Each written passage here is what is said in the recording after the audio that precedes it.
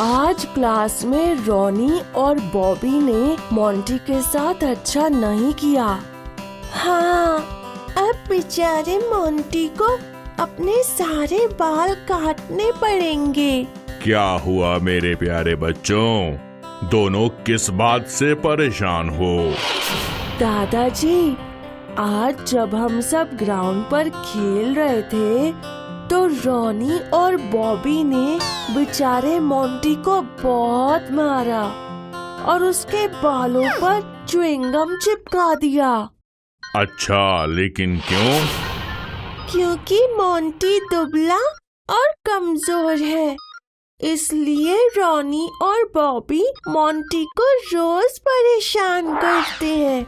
लेकिन आज शाइनी ने उन दोनों लड़कों की शिकायत स्पोर्ट्स टीचर से कर दी और टीचर ने उन दोनों लड़कों को पनिश किया और मोंटी से सॉरी बोलने को कहा। अरे वाह मेरे बहादुर बच्चों, तुम दोनों ने मोंटी की मदद करके सच में बहुत अच्छा काम किया है। इसीलिए आज मैं तुम्हें एक और बढ़िया कहानी सुनाता हूँ, जादुई कंघी की कहानी। जादुई कंघी, ये नई कहानी सुनेंगे। दूर शहर में रानी नाम की एक लड़की रहती थी। रानी बहुत ही शांत और समझदार थी, लेकिन उसमें एक कमी थी, उसके सर पर बहुत कम बाल थे, जिसकी वजह से उसकी सारी सहेलियां उसका मजाक बनाती थीं। रानी के सर पर तो बाल ही नहीं है, रानी थोड़े दिन में गंजी ही हो जाएगी। रानी अपनी सहेलियों के उपहास को चुपचाप सहन करती थी, फिर भी हमेशा अपने दोस्तों की मदद करती थी। अरे, मैं तो बॉल घर पर ही भूल गई, अब कैसे खेलेंगे? ये लो, मेरे पास दूसरी है। रानी के अच्छे बर्ताव के बावजूद उसकी क्लास की सभी लड़कियां उससे दूर ही रहती थीं। वो सब साथ में खाना खाती, पढ़ती और खेलती, लेकिन रानी अकेली ही रहती थी। एक दिन रानी एक कोने में बैठकर रोने लगी।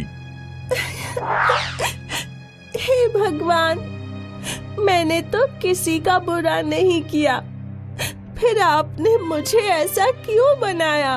कोई भी लड़की मुझसे दोस्ती नहीं करती। तभी रानी को किसी की आवाज सुनाई दी। मत रो रानी।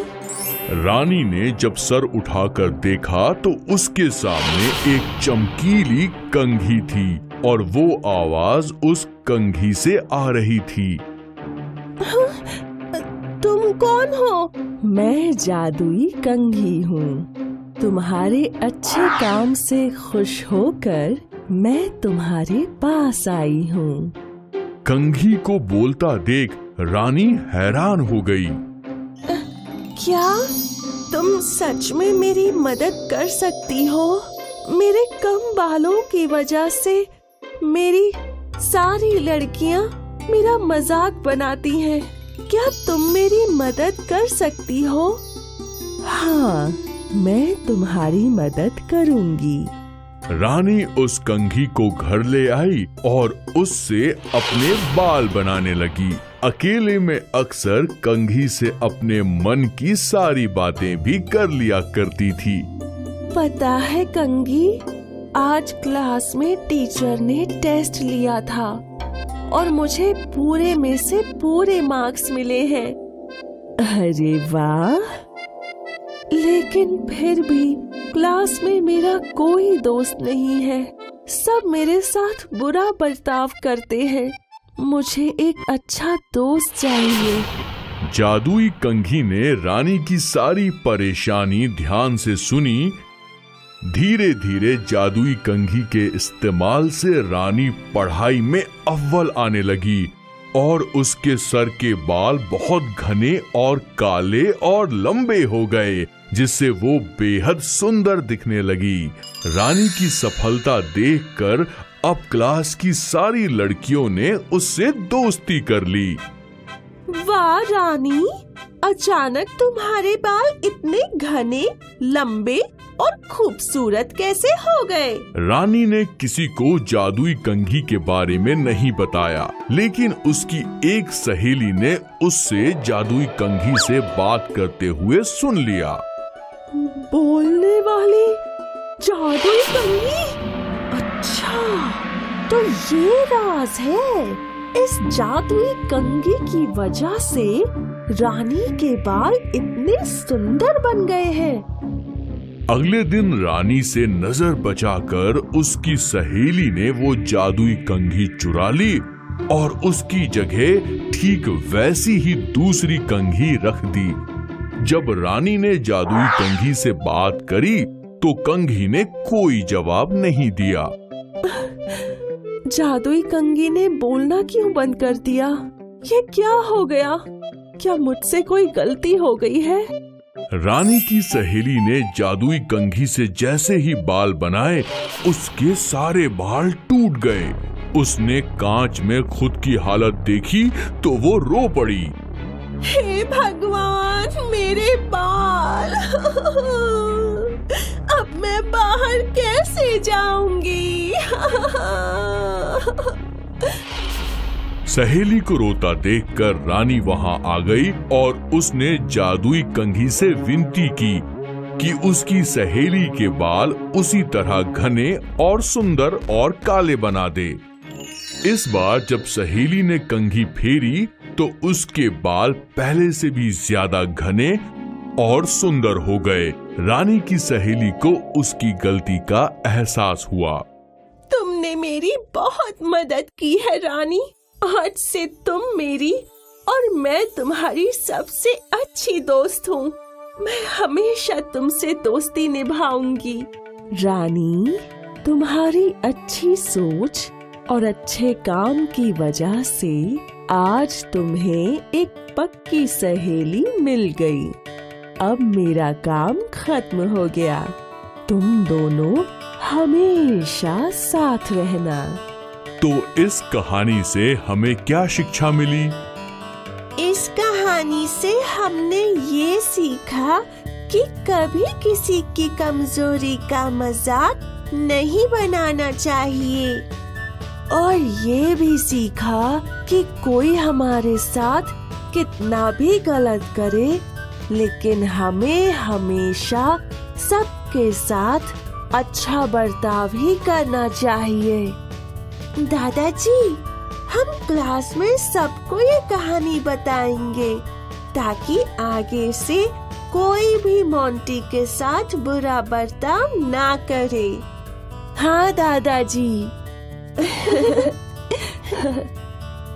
वाह मेरे प्यारे बच्चों, तुम दोनों बहुत समझदार हो। साशा, तुम्हारे हाथ में वो छोटा सा लाल पत्थर क्या है? तुमने इसे तब से पकड़ रखा है जब हम घर से निकले थे। हाँ शाइनी, और मैं इसे हमेशा अपने साथ रखने वाली हूँ। क्यों? इसके बारे में क्या खास है? ये मेरा भाग्यशाली पत्थर है शाइनी। भाग्यशाली पत्थर? हाँ, मैंने इसे कल शाम हमारी खिड़की के बाहर पाया। देखो कितना प्यारा लग रहा है। और तुम जानते हो, जब से ये मुझे मिला है, मेरे साथ सब कुछ अच्छा ही हो रहा है। सच में? जैसे? माँ ने कल रात मेरा पसंदीदा पास्ता बनाया था। फिर पा मेरी मनपसंद फिल्म की टिकट लेकर आए। और सबसे अच्छी बात क्या? मुझे मेरी कॉमिक बुक मिली जिसे मैंने 3 महीने पहले खो दी थी। हाँ, मुझे विश्वास नहीं हो रहा। ये सिर्फ संयोग हो रहा है। ये कोई जादुई या भाग्यशाली पत्थर नहीं है। ठीक है, तुम इसे नहीं मानते, मेरी बातों पर विश्वास नहीं करते, लेकिन मैं करती हूँ। मिनी, ये क्या है? साशा, मैं तुम्हारी ही तलाश कर रही थी। क्यों मिनी? मुझे मेरे घर पर तुम्हारी स्किपिंग रोप मिली है, ये लो। वाह, मुझे तो ये भी नहीं पता था कि ये तुम्हारे घर पर थी। ये लो साशा, बाय। अब तुम क्या कहते हो शाइनी? ये भी संयोग है। और कल हमारे विद्यालय में बड़ा उत्सव है। छात्रों, क्या आप जानते हैं कि हमारा मुख्य अतिथि कौन है?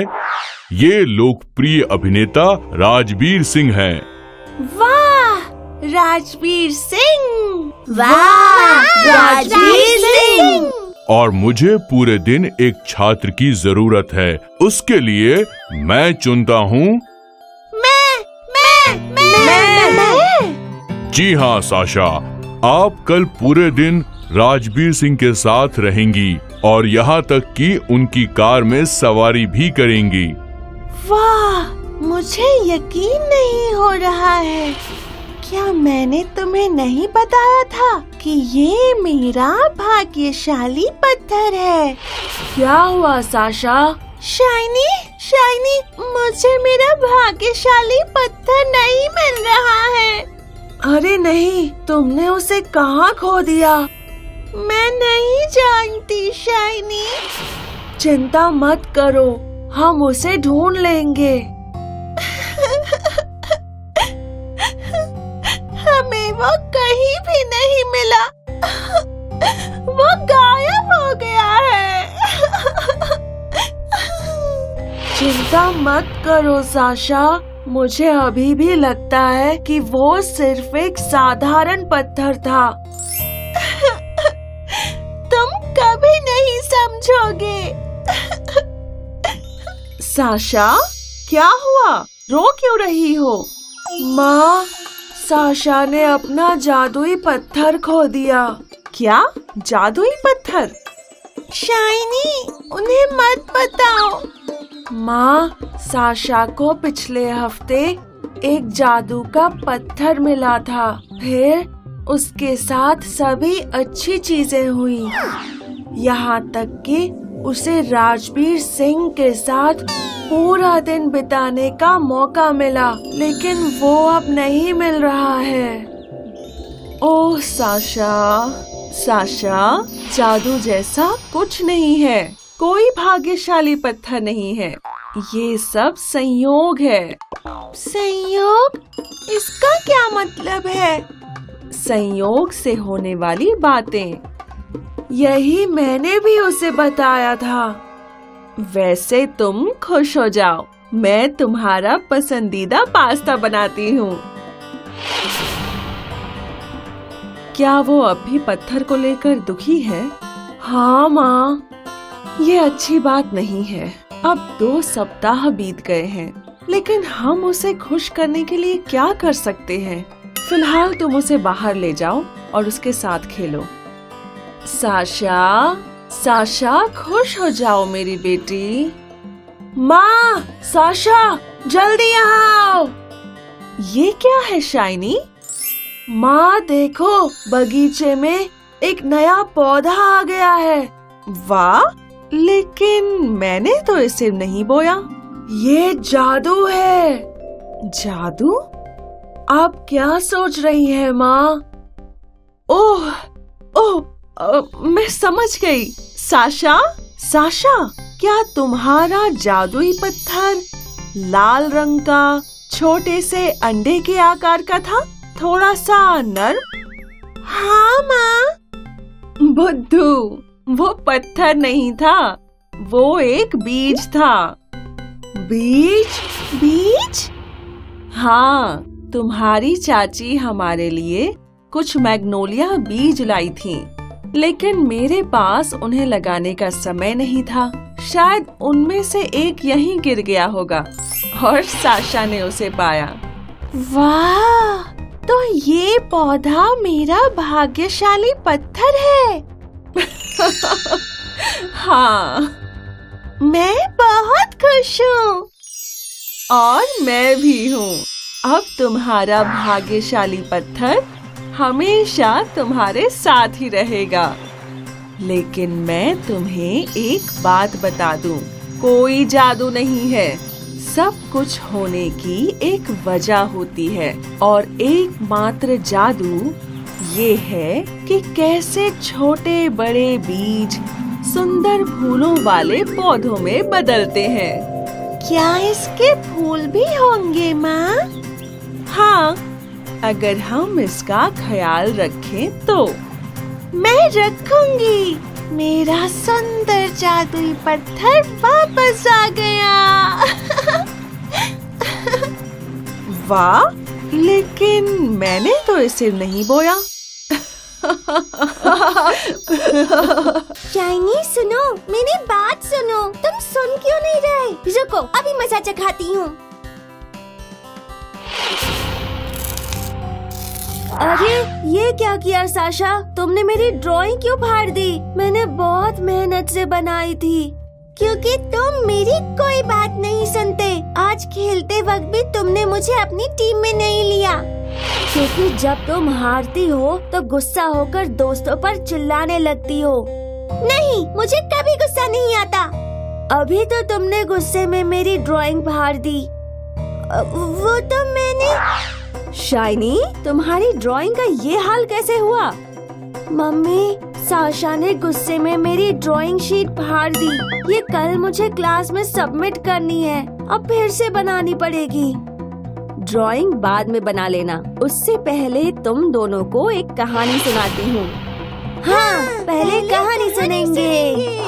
पूरे कसौली कस्बे में कोई भी दरबार जितना ताकतवर नहीं था। दरबार सिंह कस्बे के लोगों को डरा धमका कर उनके पैसे लूट लेता। अगर कोई मना करता तो वो गुस्से में उसकी हड्डियां तोड़ देता था। कहाँ ले जा रहा है? ला दे ये पैसे। नहीं दूंगा। तेरी इतनी मजाल, तूने मुझे मना किया? तुझे मैं मच्छर की तरह मसल दूंगा। कस्बे के सभी लोग दरबार सिंह से बहुत डरते थे। उसी कस्बे में हेमराज नाम का एक गरीब और कमजोर मजदूर अपनी पत्नी बांसुरी के साथ रहता था। हेमराज मील में पत्थर तोड़कर पैसे कमाता था। अगले महीने दिवाली का त्योहार है, लेकिन हमारे पास तो मिठाई बनाने के लिए भी पैसे नहीं है। तुम चिंता मत करो, मैं दूंगा, काम करूंगा। 1 महीने में कुछ पैसे जमा हो जाएंगे। हेमराज पूरी ईमानदारी से मेहनत करता। दिन भर में उसे जो भी पैसे मिलते उसे आधे खर्च करता और आधे बचा लेता। इन पैसों से हम नए कपड़े भी खरीद लेंगे। एक दिन जब हेमराज काम से वापस लौटा तो दरबार सिंह ने उससे पैसे मांगे। हेमराज ने पैसे देने से मना कर दिया और अपने घर चला गया। दरबार सिंह को हेमराज पर बहुत गुस्सा आया और वो उसका पीछा करते हुए उसके घर पहुंच गया। हेमराज, तेरी ये मजाल, तूने मुझे पैसे देने से मना किया। तू मेरी ताकत जानता नहीं है। मेरे सामने तू एक चूजा है। जो भी हो, लेकिन मैं तुम्हें पैसे नहीं दूंगा। अच्छा। दरबार सिंह ने हेमराज को गर्दन से उठा लिया और दूर फेंक दिया। फिर उसने हेमराज के सारे जमा पैसे छीन लिए और उसकी हथौड़ी भी नदी में फेंक दी। दरबार ने पैसे तो छीन लिए और मेरी हथौड़ी भी नदी में फेंक दी। अब मैं काम कैसे करूँगा? उदास हेमराज नदी किनारे बैठकर रोने लगा। तभी नदी से एक देवी प्रकट हुई। हेमराज को रोता देख उसने हेमराज से पूछा, हेमराज, मैं इस नदी में रहने वाली देवी हूँ। तुम मुझे बताओ, तुम परेशान क्यों हो? दरबार सिंह ने मेरी हथौड़ी नदी में फेंक दी। अब मैं काम कैसे करूँ? तुम्हारी हथौड़ी के बदले मैं तुम्हें एक जादुई हथौड़ी देती हूँ। ये तुम्हारा सारा काम करेगी। नई हथौड़ी लेकर हेमराज बहुत खुश हुआ और काम पर चला गया। वहाँ दिन भर उसने पत्थर तोड़े और पैसे कमाए। दरबार सिंह ने जब हेमराज को काम करते देखा तो उसे बहुत आश्चर्य हुआ और बहुत गुस्सा भी आया। मैं तो इस निखट्टू की हथौड़ी छीन कर फेंक दी थी, फिर ये नई हथौड़ी कहाँ से ले आया? दरबार सिंह ने फिर से हेमराज का रास्ता रोका और उसके पैसे छीनने लगा। लगता है तू किसी और की हथौड़ी चुरा कर लाया है। चल पैसे निकाल। नहीं दूंगा। लगता है तू पहले की मार भूल गया। नहीं, इस बार मैं हथौड़ी से तुम्हें मारूंगा। इस छोटी सी हथौड़ी से मुझे मारेगा? मारो मारो मारो। हेमराज के बोलते ही जादुई हथौड़ी अपने आप दरबार सिंह के सर पर गिरने लगी। बाप रे, ये हथौड़ी खुद से मेरे पास कैसे आ गई? हैं? हाय हाय, मैं मर गया। कितनी जोर से लगी है। रुको, अरे इस हथौड़ी को रोको। मुझे बचाओ, मुझे बचाओ। दरबार सिंह हथौड़ी से डरकर भागने लगा, लेकिन जादुई हथौड़ी उसके पीछे पीछे भागने लगी। मुझे माफ कर दो हेमराज, मुझसे गलती हो गई। तुम अपनी हथौड़ी को वापस बुला लो। मैं वादा करता हूँ अब कभी किसी पर गुस्सा या जबरदस्ती नहीं करूँगा। हथौड़ी सिर पर पड़ते ही दरबार सिंह को अपनी गलती का एहसास हो गया। और मुझे भी मम्मी, मुझे शाइनी की ड्राइंग नहीं फाड़नी थी। शाइनी, ड्राइंग बनाने में मैं तुम्हारी मदद करूंगी। और मम्मी, आज से हम कभी गुस्सा नहीं करेंगे, और अगर कोई करेगा तो उसे ये कहानी जरूर सुनाएंगे। शाबाश बच्चों, मुझे तुम दोनों से यही उम्मीद थी। चलो अब फिर से ड्राइंग बनाते हैं। हाँ चलो। दादाजी! पता है दादाजी, आज मैं सोच ही रहा था कि आप हमें स्कूल से लेने आएंगे। हाँ हाँ शाइनी, मुझे पता था तुम मेरे बारे में ही सोच रहे थे। एक मिनट दादाजी, हम आपकी मदद करते हैं दादी माँ।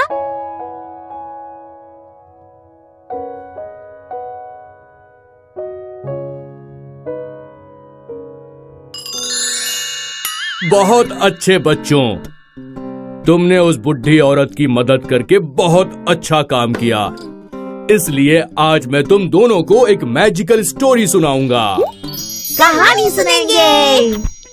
चलो चलते हैं।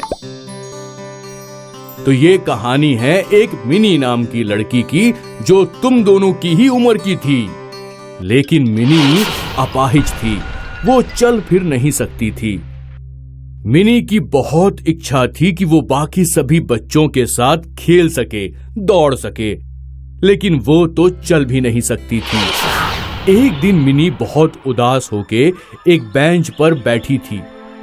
वो अपने अपाहिज होने पर रो रही थी कि तभी उसकी नजर एक कबूतर पर पड़ी, जो फड़फड़ा रहा था क्योंकि उसकी चोंच पर रस्सी बंधी थी। मिनी ने उस बेचारे कबूतर को देखा और उसकी मदद करने के लिए झुकी, लेकिन वो अपना संतुलन नहीं बना पाई और गिर पड़ी। ओह, कोई नहीं। मिनी फिर भी रेंगती हुई आगे बढ़ी और उसने उस कबूतर की चोंच पर बांधी हुई रस्सी खोल दी। और जैसे ही रस्सी खुली तो वो कबूतर आजाद हुआ और वो एक सुंदर सी फेरी में बदल गया। थैंक यू मिनी, तुम बहुत अच्छी हो और इसलिए मैं तुम्हें ये जादुई जूते देना चाहती हूँ, जिससे तुम चल सकोगी, दौड़ सकोगी और अपना हर सपना पूरा कर सकोगी। मिनी ने वो जादुई जूते पहने और वो अपने पैर पर खड़ी हो गई। फिर उसने चलने की कोशिश की और उसे अपनी आंखों पर यकीन नहीं हो रहा था। और फिर मिनी खुशी से नाचने लगी क्योंकि मिनी के सारे सपने पूरे हो चुके थे। तो बच्चों, बताओ तुमने इस कहानी से क्या सीखा? यही कि हमें औरों की मदद करनी चाहिए, जैसे तुम दोनों हमेशा करते हो।